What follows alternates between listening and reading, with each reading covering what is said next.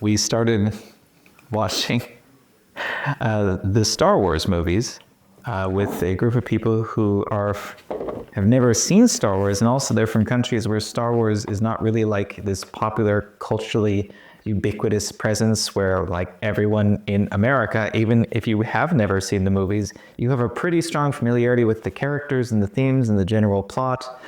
And so we forget as a culture what it's like not to live in a world where Star Wars is just always there. It's like never having heard of Christianity or seen the Bible or something, right? So it's interesting for me to introduce these foreign people to my Bible, in a sense, like such a crucial element of Western culture. And I happen to own some of the original VHS releases of the original trilogy that came out in the 80s.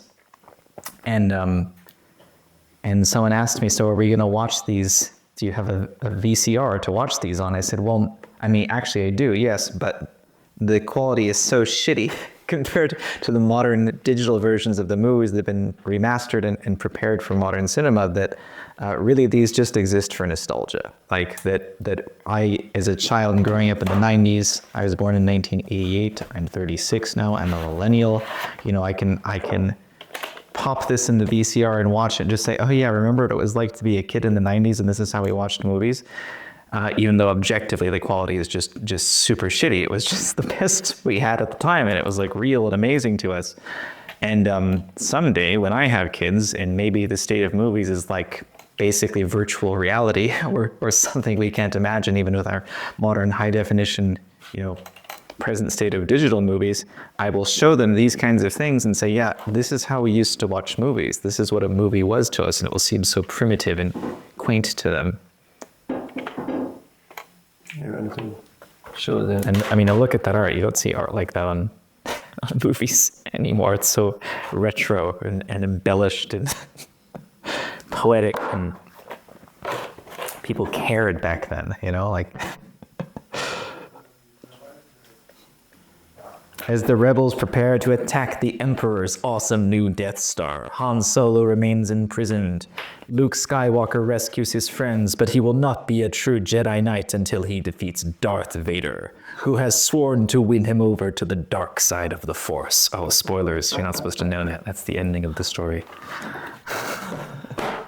As a millennial, you know, people in their 30s now, we grew up in an interesting time because we kind of grew up during the transition into digital technology. So we're the last version to have memories of life before the internet, before computers were common, like computers existed, but they weren't something everyone owned, right? And movies too, like after VHS came DVDs, and that was the first truly digital format of movies. And even now, DVDs seem old to us, right? Because now everything's streaming in super high definition, and I can just download anything I want in a couple minutes, right? But at the time, DVDs were like a big transition from this shitty old reel-to-reel tape that gets degraded with time. Like even back then, when they were in new pristine condition, like there's quality issues with the sound and the picture. It was shaky and inconsistent, and you could ruin this so easily. And so digital was like this clean, perfect version of a movie. And so, yeah, I was probably like, 10 when the switch to digital started to happen. Right, 10 teens around the year 2000 is when we started to live in the modern digital age, right? But I still remember what it was like not to have those things, right? At least in the West, because maybe some other parts of the world are lagging behind a little bit. Yeah. Right? And so I will get to at least tell my kids, yeah, I was there. I remember life before the internet, life before perfect access to all digital media all the time, right? Yeah, I see about the revolution. Did I ever tell you why I grew up watching so many movies?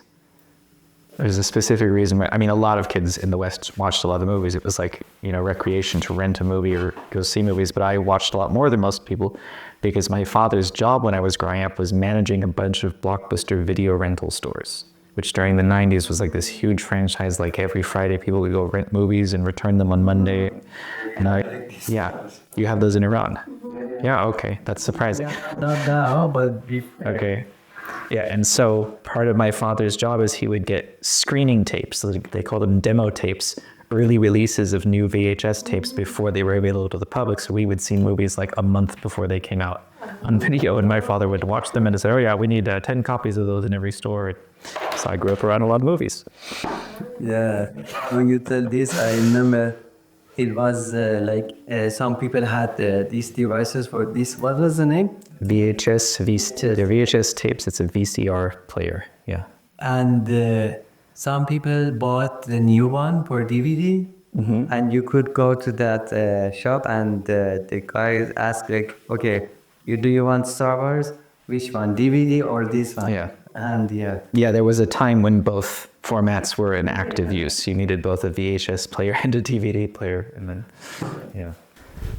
This is nerd trivia. I don't know why I know this or why I have this. So, as I mentioned before, the Star Wars prequel trilogy, episodes 1, 2, and 3, came out about 20 years after episodes 4, 5, and 6, right? They made the movies in the wrong order. Second half of the story, then the first half of the story, right? And so these came out in 1999, 2002, and 2005, which, as I just mentioned, is right about the time the switch to digital technology happened, right?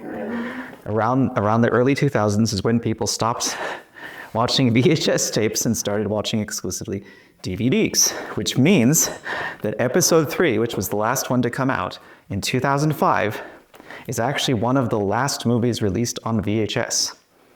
In fact, it was never released in the US on VHS. It only got a limited UK release because by then nobody was buying VHS tapes anymore. So this is actually kind of a rare collectible to own Star Wars Episode 3 on VHS, which I do for some reason. It's like the last remnant of a dying media format. Yeah. Next week, probably we will finish the Star Wars. Have a discussion, yes, a very long discussion about the importance of my religion. Yes. Spreading the gospel of the Skywalkers and the Force in Armenia. That's my task. I'm a prophet for Star Wars, an evangelist for Star Wars. I saw an Armenian girl wearing a Star Wars shirt in a grocery store in town, and I said, "Hey, nice shirt. Have you actually seen the movies?" She's like, "Yeah, they're like my religion," which in America, that wouldn't be noteworthy because everybody's seen Star Wars and many people treat it like a religion. But here in Armenia, that was noteworthy because not many people have seen them.